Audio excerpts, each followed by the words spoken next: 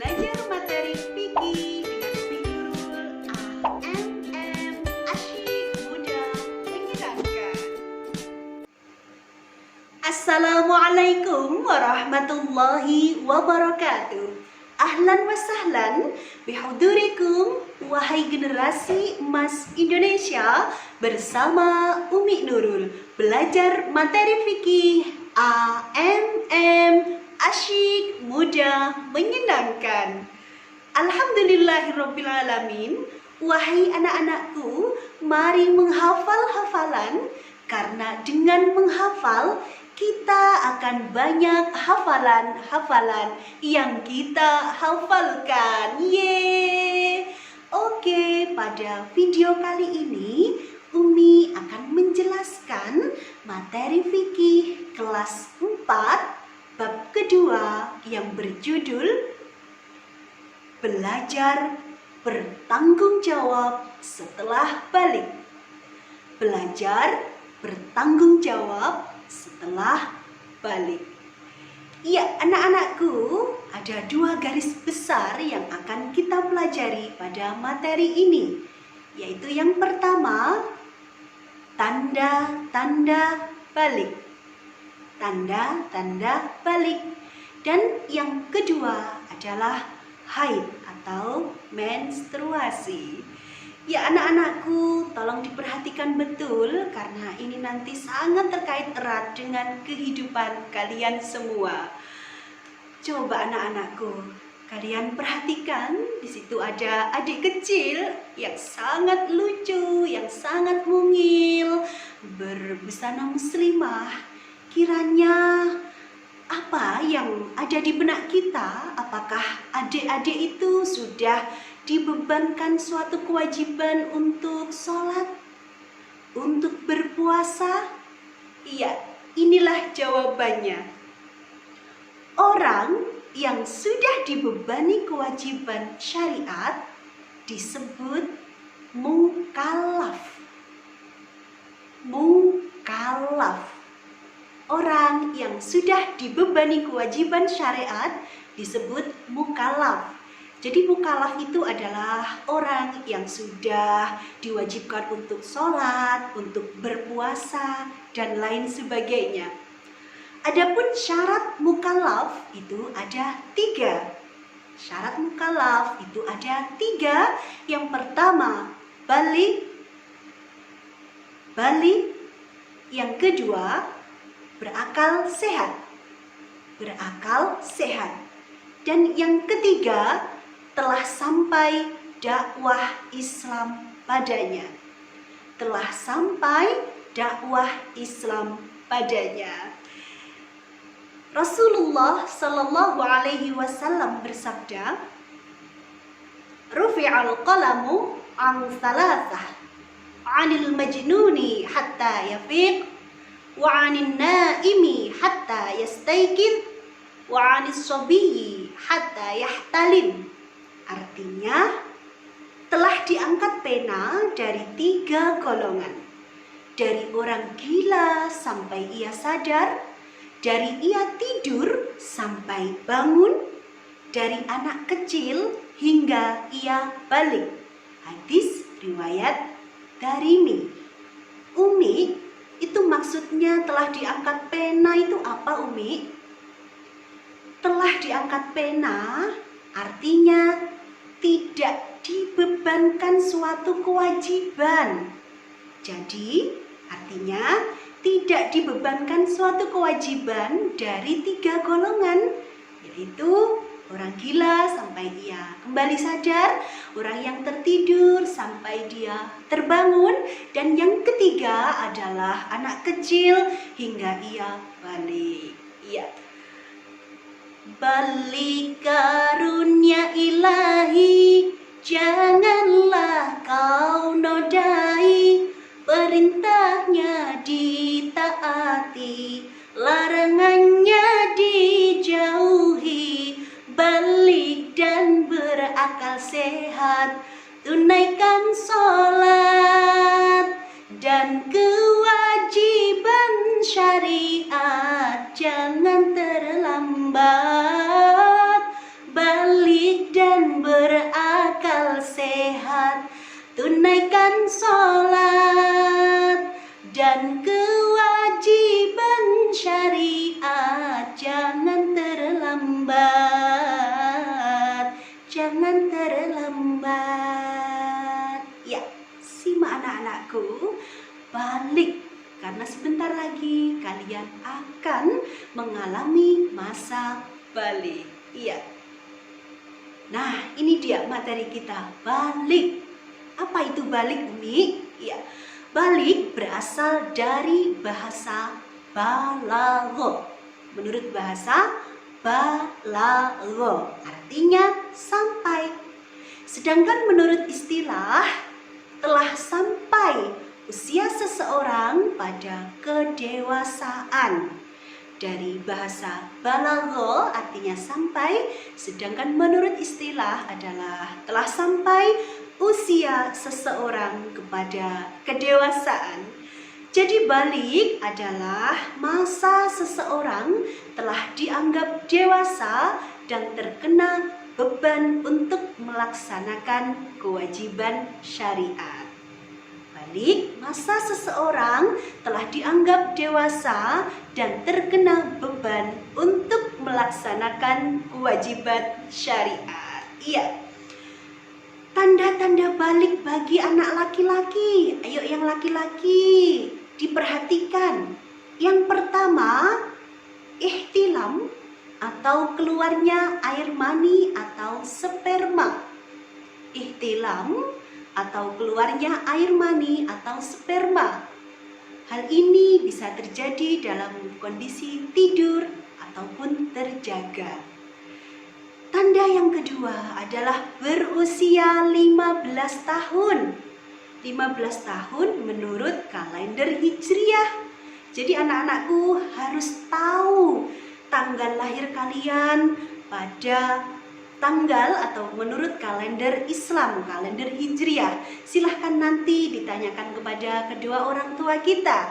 Tidak hanya kalender Masehi yang kalian ketahui, tetapi kalender Hijriah anak-anakku juga harus tahu, karena anak-anakku akan dihitung perpindahan dari masa anak-anak menuju balik.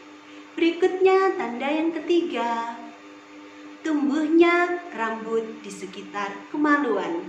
Itu 3 tanda-tanda bagi anak laki-laki. Paham itu anak-anakku? Silahkan kalian perhatikan kondisi yang terjadi pada kalian semuanya. Berikutnya, tanda-tanda balik untuk anak-anakku perempuan. Iya, yang pertama, telah mencapai usia 9 tahun atau 15 tahun. 9 tahun atau 15 tahun. Penting untuk diingat, jika anak-anakku pada usia 9 tahun sudah mengalami haid atau menstruasi, maka anak-anakku sudah memasuki masa balik. Begitu juga jika anak-anakku berusia 15 tahun tetapi belum haid, maka anak-anakku sudah memasuki masa balik. Saya ulangi sekali lagi, jika 9 tahun sudah keluar haid, maka anak-anakku sudah dikatakan balik. Atau dinanti sampai usia 15 tahun, saya belum haid, Umi. Kalau anak-anakku sudah berusia 15 tahun menurut kalender Hijriah, maka anakku sudah masuk masa balik. Itu ciri yang pertama. Ciri yang kedua adalah tumbuhnya rambut di sekitar kemaluan. Dan ciri yang ketiga adalah haid atau menstruasi. Anak-anakku, baik laki-laki maupun perempuan, harus paham betul dengan 3 tanda-tanda balik yang terjadi pada kalian semua. Jangan malu untuk bertanya kepada orang tua, kepada ayah, ibu, ataupun kepada ustazah yang berada di sekolah. Ya, berikutnya garis besar yang kedua yang akan kita pelajari yaitu tentang haid. Haid ini adalah salah satu tanda tanda dari balik bagi anak perempuan. Yang pertama, kita akan mengetahui pengertian dari haid. Pengertian, kemudian waktunya haid, kemudian larangan bagi orang yang sedang haid. Sebelum kita mempelajari tentang pengertian haid, pengertian haid, anak-anakku, ada 3 darah wanita. Jadi kita sebagai mar'ah atau wanita ada 3 jenis darah yang ada pada diri kita. Yang pertama adalah darah haid. Yang kedua adalah darah nifas atau darah saat melahirkan. Yang ketiga adalah darah istihadah. Darah istihadah itu bukan darah haid atau darah yang keluar saat melahirkan. Darah haid, darah nifas, dan darah istihadah. Ya, nomor 1 inilah yang akan kita pelajari. Haid menurut bahasa adalah aliran. Haid menurut bahasa adalah aliran atau sesuatu yang mengalir. Sedangkan menurut istilah adalah darah yang keluar dari rahim seorang wanita pada waktu tertentu, bukan karena sakit atau karena melahirkan. Saya ulangi, darah haid itu adalah darah yang keluar dari rahim wanita pada waktu tertentu, bukan karena sakit ataupun melahirkan. Berikutnya, waktu haid. Waktu haid juga ada 3, yaitu yang pertama, waktu minimal atau paling sedikit. Yang kedua adalah waktu umum atau kebiasaan. Yang ketiga adalah maksimal, waktu yang paling banyak. Waktu minimal adalah sehari semalam. Jadi dikatakan itu darah haid kalau sudah keluar selama sehari semalam. Umi, kalau hanya keluar 9 jam, apakah ini disebut darah haid? Bukan. Saya ulangi sekali lagi, darah yang keluar dalam sehari semalam itu baru dikatakan darah haid. Kemudian pada umumnya yang biasa pada ibu-ibu atau kakak kita yang sudah dewasa, orang haid itu adalah 6 sampai 7 hari atau 1 minggu.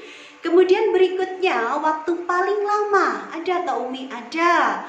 Jadi ada waktu paling sedikit, paling umum, sedikit, umum, dan paling lama itu adalah 15 hari 15 malam. Tolong anak-anakku yang perempuan diperhatikan. Oh, saya biasanya 6 sampai 7 hari Umi. Berarti itu masuk kepada kebiasaan yang umum. Iya. Waktu minimal suci. Ya, jadi ada waktu haid, ada waktu suci. Suci itu pada waktu kita melaksanakan sholat dan puasa, itu namanya waktu suci. Waktu minimal suci itu antara 2 haid adalah 15 hari 15 malam.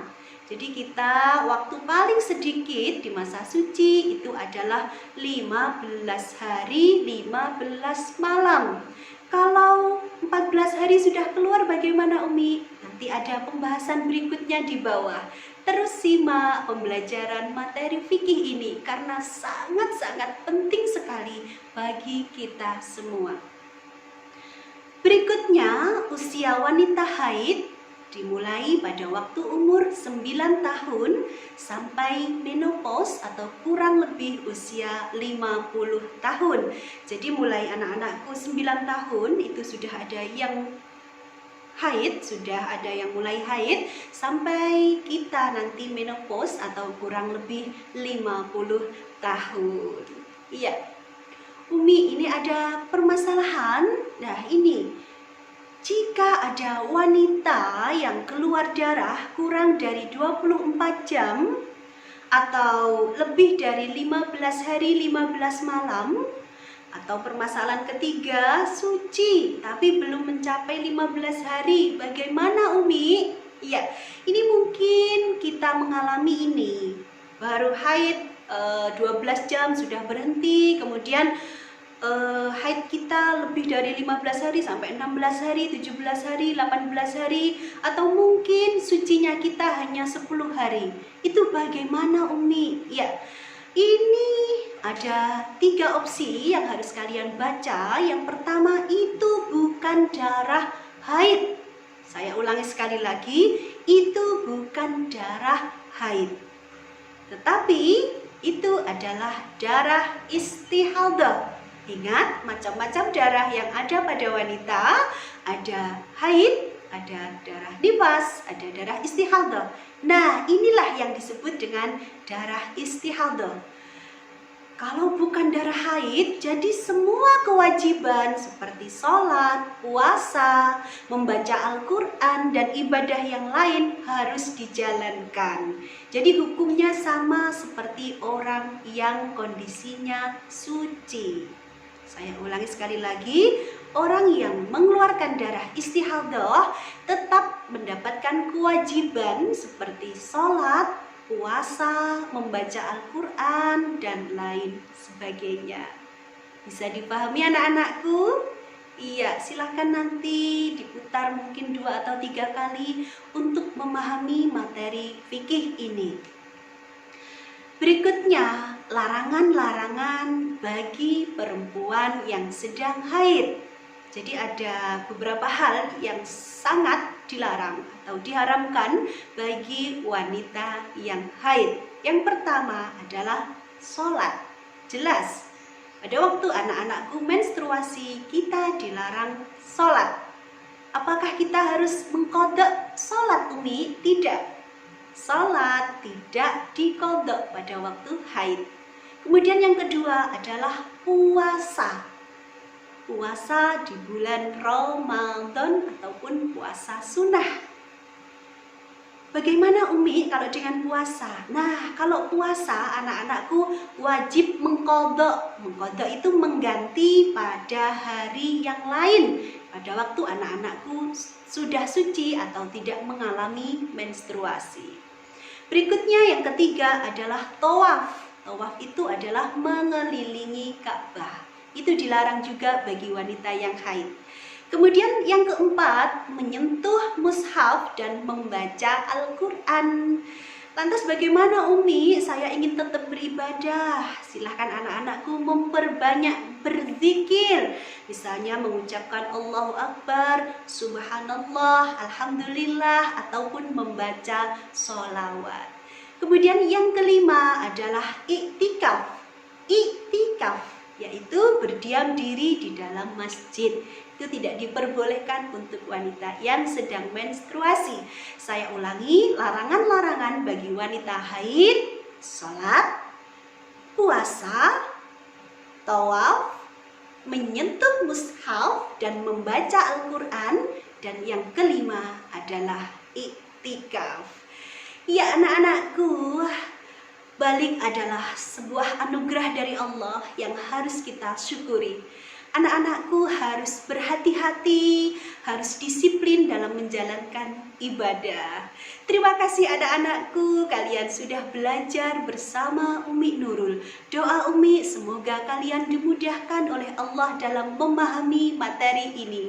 Dan kita semua semoga selalu dalam lindungan Allah Subhanahu wa Ta'ala. Belajar fikih, AMM, asyik, mudah, menyenangkan. Wassalamualaikum warahmatullahi wabarakatuh.